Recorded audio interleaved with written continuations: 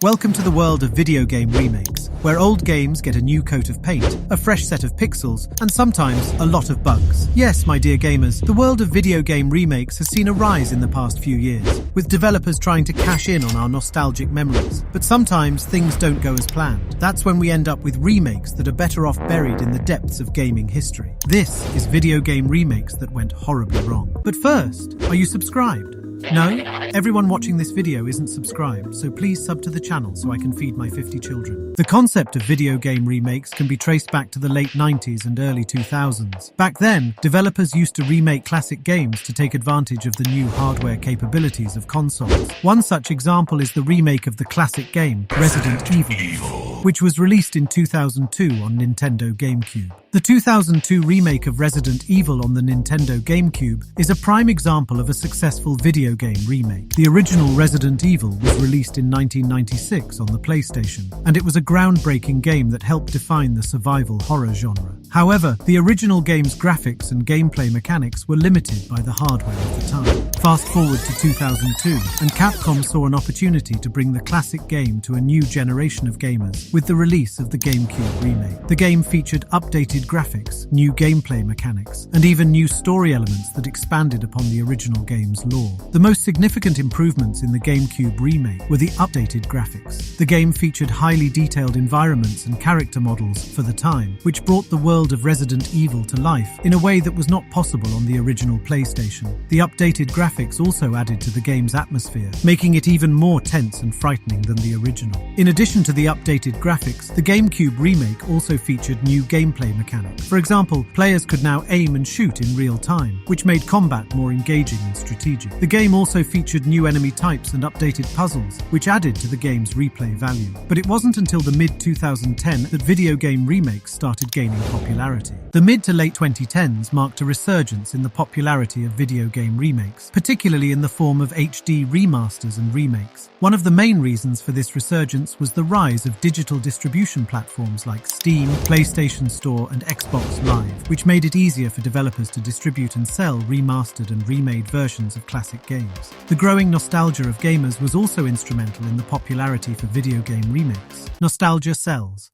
It really does. Many gamers who grew up playing classic games like Final Fantasy VII, Resident Evil, and Crash Bandicoot were now adults with disposable income, and they were eager to revisit these classic games with updated graphics and gameplay mechanics. Developers also saw an opportunity to appeal to both old and new fans with video game remakes. By updating the graphics and gameplay mechanics of classic games, developers could attract new fans who may have missed out on the original games, while also appealing to older fans who were eager to revisit their favorite games with a fresh new look. Some of the most successful video game remakes of the late 2010s include Resident Evil 2, which was remade from the ground up. The 2019 Resident Evil 2 remake was a huge success, both commercially and critically. The game was a faithful reimagining of the original 1998 game, with updated graphics, a new camera system, and modernized gameplay mechanics. The game's success was due in part to its ability to appeal to both new and old fans of the series. The game's updated graphics and gameplay mechanics made it accessible to new fans, while the game's faithful recreation of the original story and setting appealed to longtime fans of the series. Another successful video game remake from this period was Crash Bandicoot Insane Trilogy, which featured remastered versions of the first three Crash Bandicoot games with updated graphics and gameplay mechanics. The mid to late 2010s marked a significant shift in the video game industry, with developers seeing the potential of remaking classic games for a new generation of gamers. Now,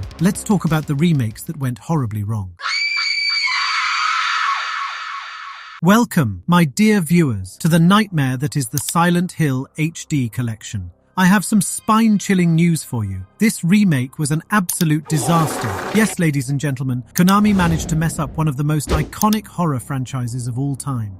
For those of you who don't know, the Silent Hill HD collection was a remastered version of Silent Hill 2 and 3, released in 2012 for the PlayStation 3 and Xbox 360. It was supposed to be an improved version of the original games with updated graphics and sound, but instead it was a mess. The game's visual overhaul was done by Hijinks Studios, who had no previous experience with remastering games, and boy did it show. The graphics were a mess, with character models looking completely different from the originals. The lighting was off, making the game lose lose its creepy atmosphere. It was like playing a cheap knockoff version of the game. The sound was even worse. The remastered audio was filled with glitches, pops, and crackles that made the game unplayable. It was like listening to nails on a chalkboard. The voice acting was also redone, and not for the better. The iconic voice of Pyramid Head, for example, was replaced by a generic growl that lacked any personality. Mary, could you really be in this town?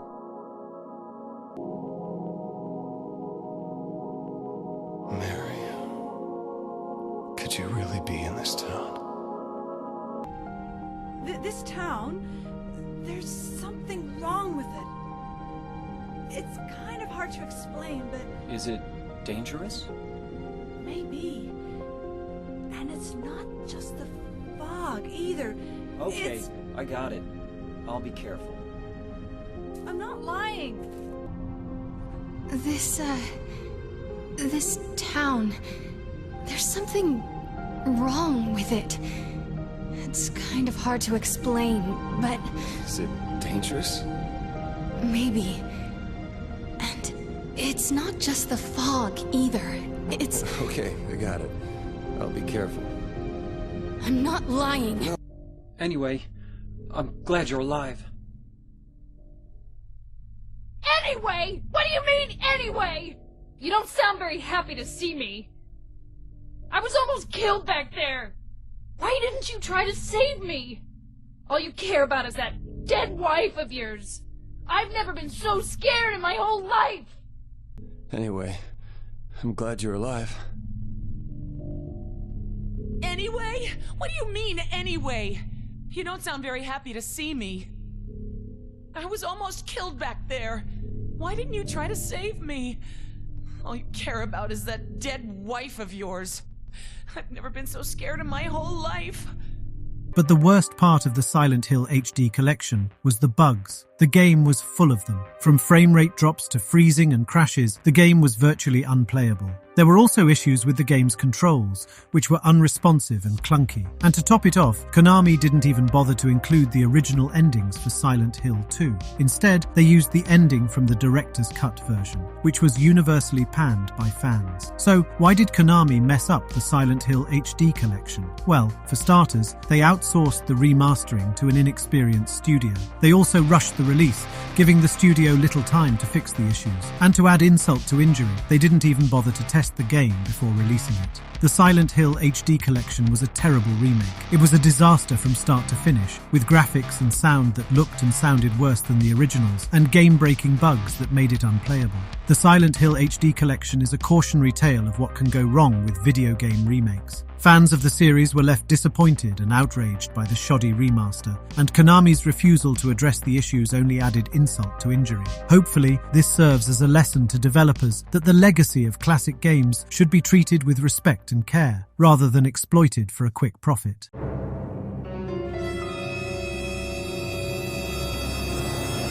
Goldeneye Reloaded, a game that was supposed to be a tribute to a classic, but ended up being a murder. It's a game that's so bad that it makes you wonder if the developers were trying to sabotage it, the ultimate train wreck of a remake. Goldeneye 007 Reloaded was a disaster from the start. The game was supposed to be a modern remake of the classic Nintendo 64 game, Goldeneye 007. However, instead of capturing the magic of the original, the game ended up feeling like a cheap knockoff. The game's graphics were lackluster, with character models and environments that looked like they were from a previous console generation. The game's AI was also a significant issue, with enemies that would behave in predictable and unresponsive ways, making the game feel dull and repetitive. But perhaps the biggest issue with GoldenEye 007 was its lack of identity.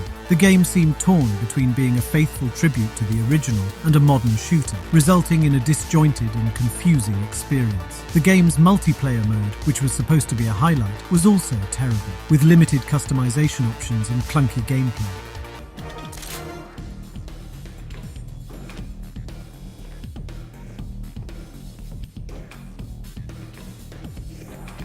So, how did Activision and Nintendo mess up GoldenEye 007 so badly? One of the primary issues was the lack of a clear vision for the game. The developers seemed unsure of what direction to take the game in, resulting in a product that felt like it was trying to please everyone and ended up pleasing no one. Another issue was the licensing of the game's name and characters. Nintendo had strict control over the use of the GoldenEye name and characters, resulting in the game feeling like a watered-down version of the original. Activision, for their part, seemed more concerned with capitalizing on the name recognition of the GoldenEye brand than creating a game that was worthy of the name.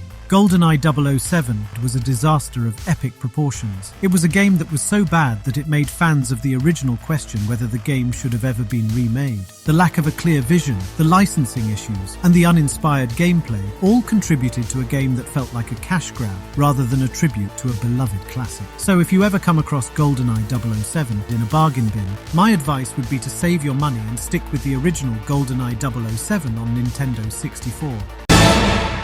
Tony Hawk's Pro Skater 5, the game that proves even the biggest companies can mess up a classic. The original Tony Hawk's Pro Skater games were a staple of many childhood and teenage years, but when Activision announced they were bringing back the franchise with Tony Hawk's Pro Skater 5, we were all excited until we played it. Let's start with the disaster that was the gameplay. It was buggy, unresponsive, and just plain bad. The controls were so clunky that it was impossible to string together a decent combo. The physics were all over the place, making it impossible to pull off tricks that were second nature in the original games. It's like they took the original engine and tried to update it for modern consoles without putting in any effort to make it work. The game looked like it was made for the PlayStation 2, not the PlayStation 4.